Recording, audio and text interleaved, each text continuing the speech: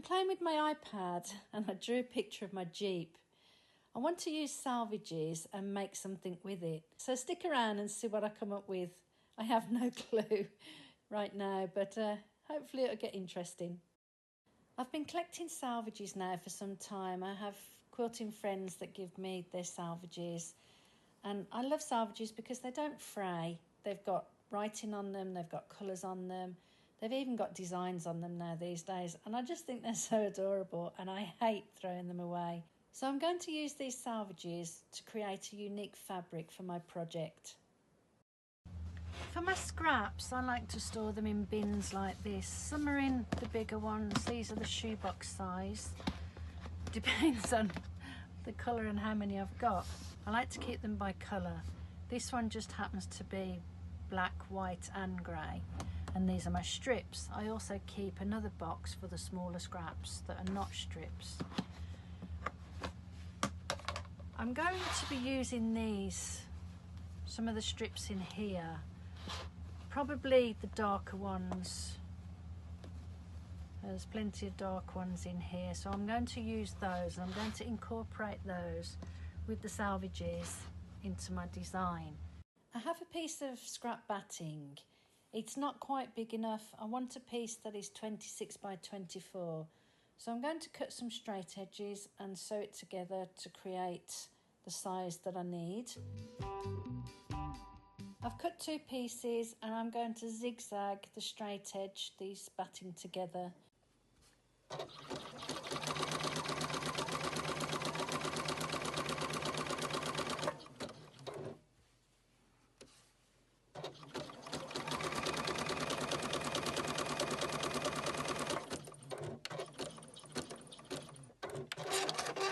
Mark the fabric in both directions through the middle so that you have a cross in the centre of the fabric.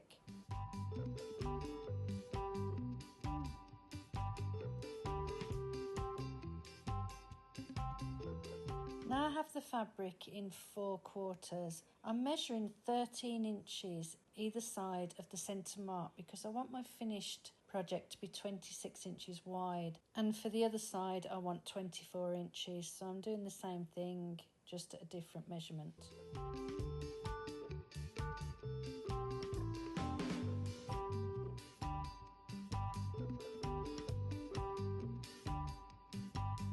When I'm doing my pattern, I'm going to do each section one at a time, and I want to go just past the outside lines of each section.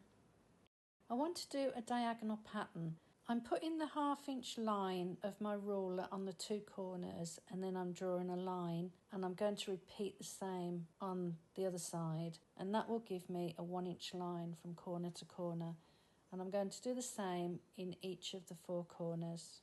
This strip is 1.5 inches wide. Because I'm using 1/4 inch seam allowance, that should give me a 1 inch finished strip at the end. I'm pinning it down across the diagonal. I've marked my triangles. This side has got a W and I'm using the light grey and light colours on this side, and then I use dark colours on the other triangle. I'm lining the selvage edge up along the drawn line. I can see it from the top and the bottom, and I'm going to pin that down to be extra careful because I'd like to make sure I can try and keep my lines straight from the beginning. And I'm going to work alternate colours using the selvage and fabric strips. I'm going to sew them using a small zigzag stitch.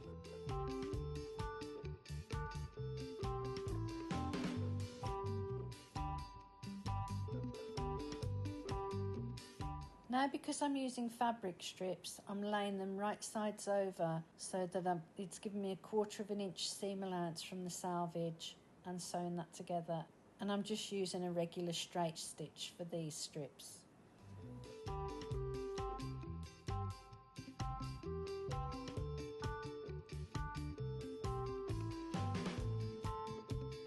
This time, because I'm using a selvage strip again, I'm just going to zigzag that over the top using a 1/4 inch seam allowance to the strip underneath.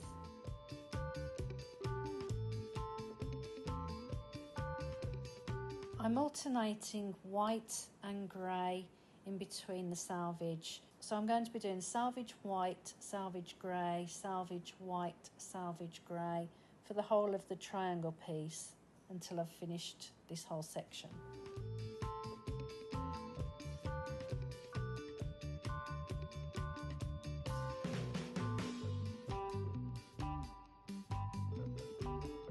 So I'm going to flip it around, miss the next triangle and do this section. So I'm doing the light side of each of the corners first. I'm keeping all of the diagonal centre pieces the same dark grey fabric, and I'm going to repeat exactly the same: selvage, white, selvage, grey, selvage, white, selvage, grey, until the whole triangle is completed. I've completed all the 4 sections and now I'm working on the other pieces. I'm not bothered about all the mess because I'm going to be covering it, but I've redrew the diagonal lines so that I can see them, and I'm just going to work exactly the same but alternating different shades of fabrics. This side I'm going to use black and grey strips, alternating them in between the selvage strips.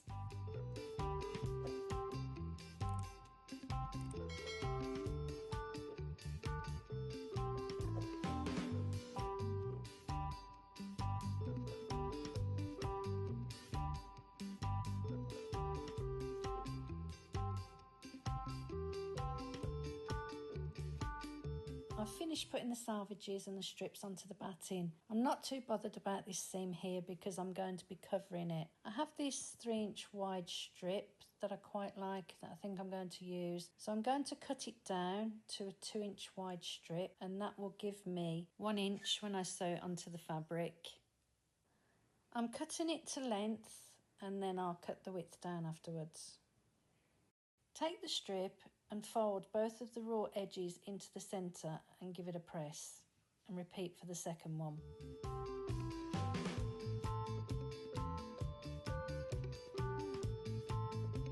Now pin both of the strips down, covering all of the raw edges. And now I'm going to go and top stitch both sides of each strip down. I'm using my stitch in the ditch foot, which has a guide down the centre of the foot.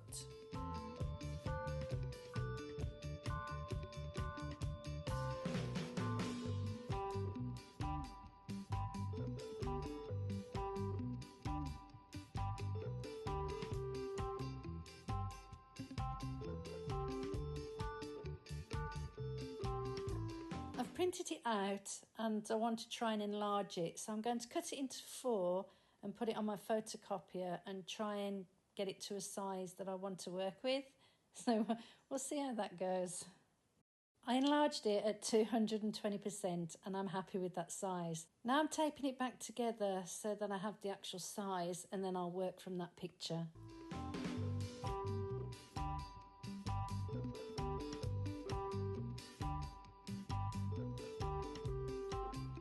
I'm using tracing paper and I'm tracing around all the different pieces that I want in different colours. I'm tracing them separately so that I can cut them out and keep them separated. Now that they're all drawn out, it's time to cut out the shapes. I'll keep each colour together so that I don't get confused. All the pieces are cut out, so now to go and find the fabrics. I'm using double-sided fusible for all the shapes, which make it easier to put the applique together. So I'm drawing all the shapes out onto the paper side of the fusible, and then I'll cut those out separately.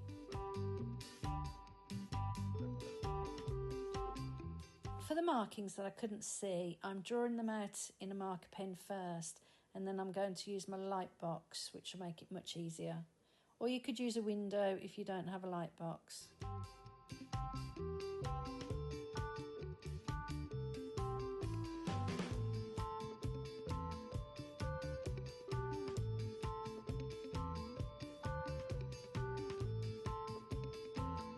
First thing to do is give your fabric a really good press where you're going to stick your templates. This fusible web doesn't stick down until you press it with an iron. Once you've stuck it down, give it a good press, but don't remove the paper, and then cut out your shape around the paper template. And do this for all the pattern pieces with all the different colours.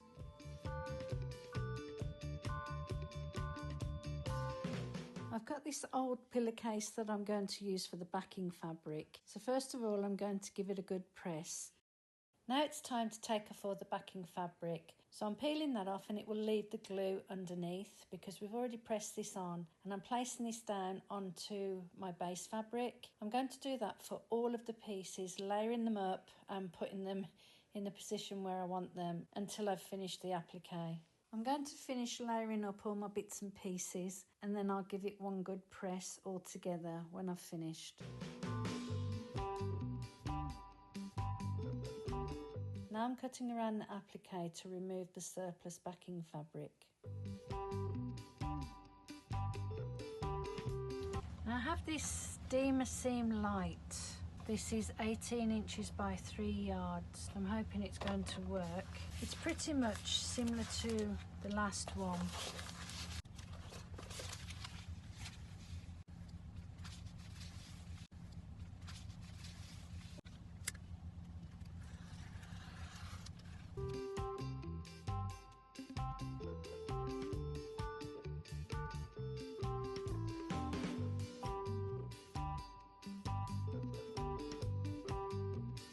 So now I'm going to cut around that again. I should have stuck it on the fabric first and then cut around it, but I didn't think. So now I'm pulling off the paper off the back of the steamer seam too. I have my pressing mat underneath. I'm just warming up my iron and I'm going to press that down. It says for 30 seconds. Now that's pressed down, I'm going to go over to the sewing machine and raw edge applique that down.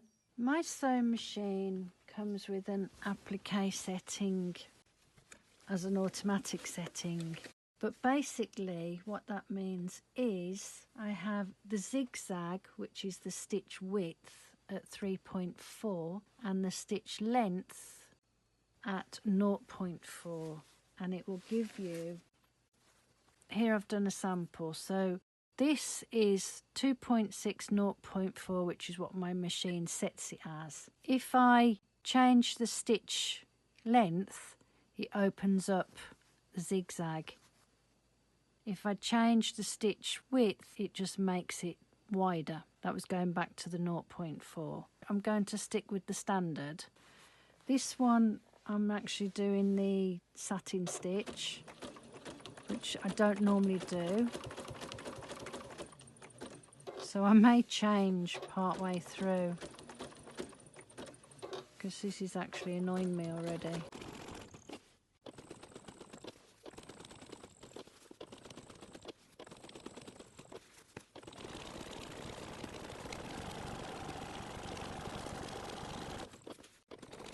When you're doing satin stitch, because I'm turning the fabric to the left, make sure that the needle is on the right and vice versa.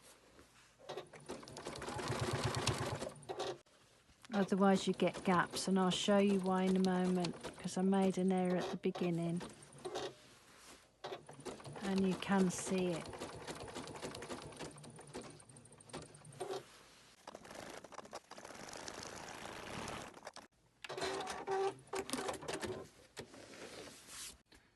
So my satin stitch work isn't the best, but that's okay as well. It doesn't have to be perfect. So if you can see, I haven't lined it up here where I've brought it back, and the bottom here, I had the needle on the wrong side, and it hasn't.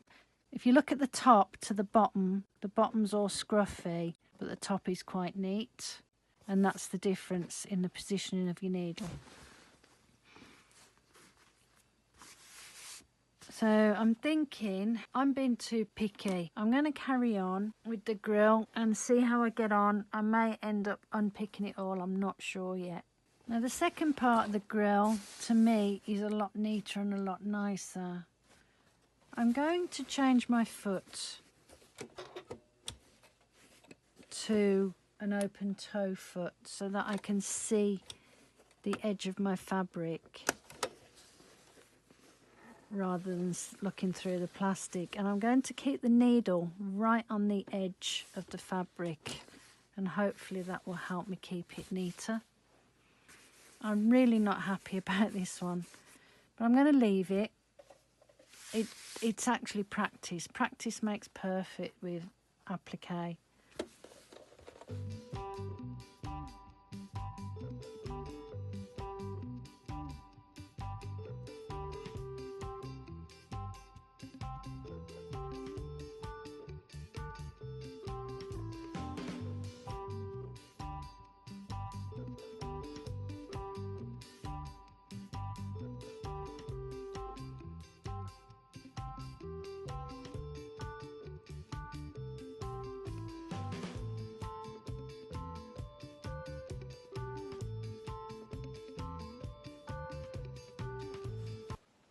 I love my Jeep and I actually really like it. It's turned out a lot nicer than I expected.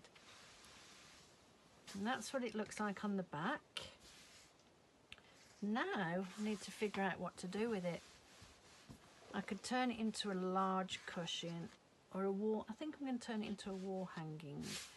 So I need to now do backing and binding, and then we're finished. All I'm doing right now is squaring up roughly where I want my frame to be.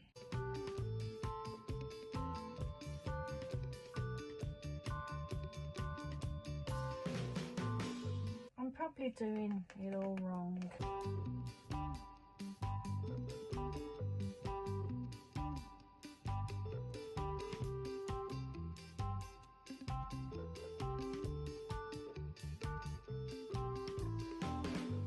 Where I've drawn the line for my border, I'm now squaring up the edges, and on the two short sides I'm adding 4 inches past that line, and on the top and bottom sides I'm adding an extra 2 inches.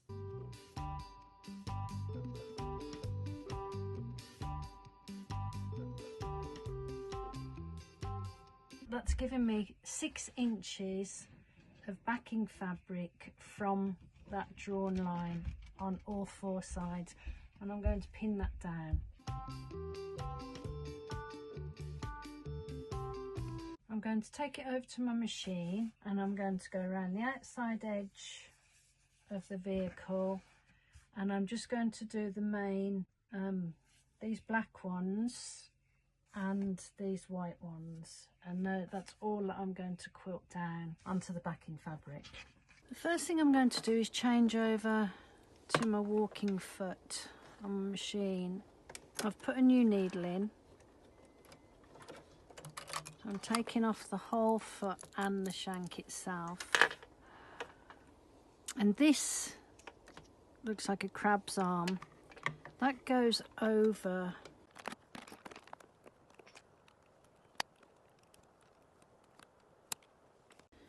Let me tilt it up, see if I can show you. You see that arm there? That slides in that crabby claw thing, and you just put your foot on as normal. I'm going to start off just sewing around the edge of the stitching of the vehicle.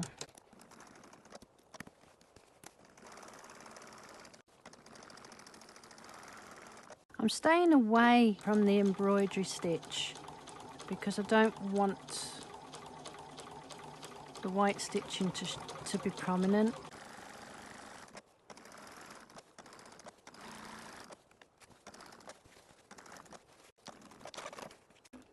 Okay, and now I'm just going to go out on these straight ones.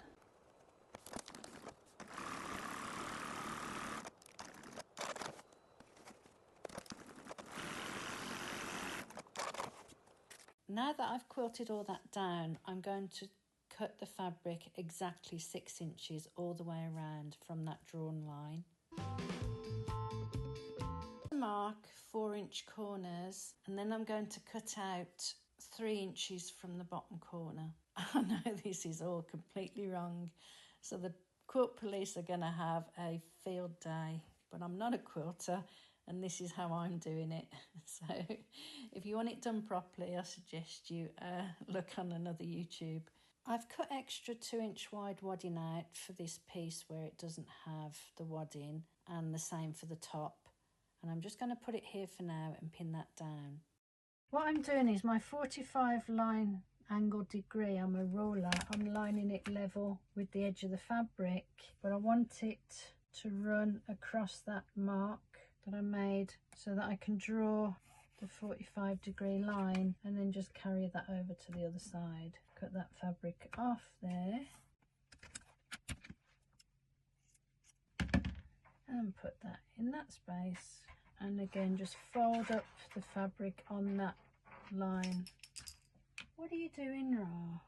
Pin that down.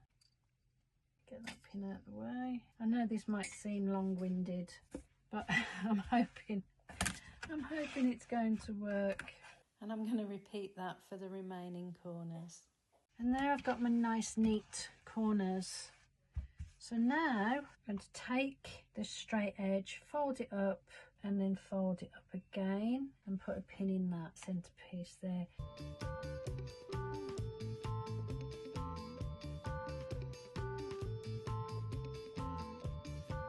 Fold up to that line and flip over.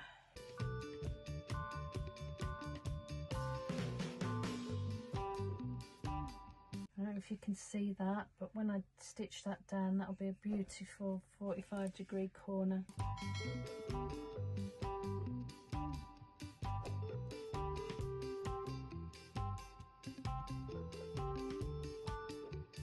Really, Ra? Hey, Scrum, go!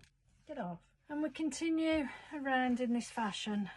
So before I sew that down, I want to put a rod pocket on the back. So I'm just going to measure it. So I'm happy with the rod pocket being that length. So that's 26 inches. So I'm going to cut a piece of fabric about 3 inches wide and 28 inches long. Fold the ends in and top stitch that down. And then I'm going to sew it to form a tube. I have this quick turn tool. I've never actually used it, so let's see what it does. Let's have a look at the big one. So what do we do?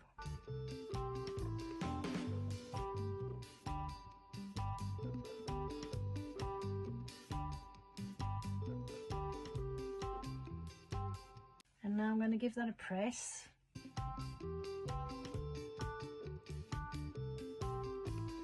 I'm only using a small rod. Depends on whatever size rod you use to what size pocket you need to make.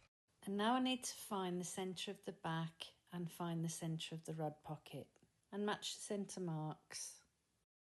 I'm placing the rod pocket an inch down from the edge and pinning it in place. I'm opening this end back out because I don't want to sew it all the way through and it coming out on the front. So I'm just going to sew it onto the back first. I'm only sewing one of the long sides down onto the fabric.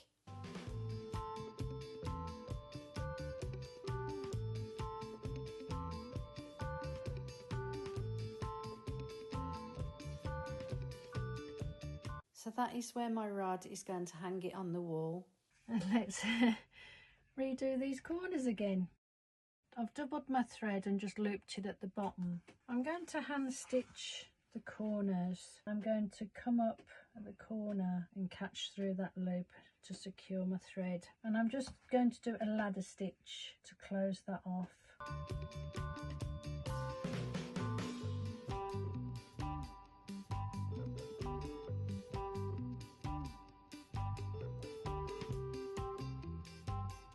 I'm going to do the same for all of the corners, and then I can just top stitch this all the way around. I'm clipping the rod pocket up and out of the way because when I'm top stitching from the front, I don't want to accidentally sew through it, and then I'm just going to have to unpick it all. So yeah, clip it out the way first to stop any errors.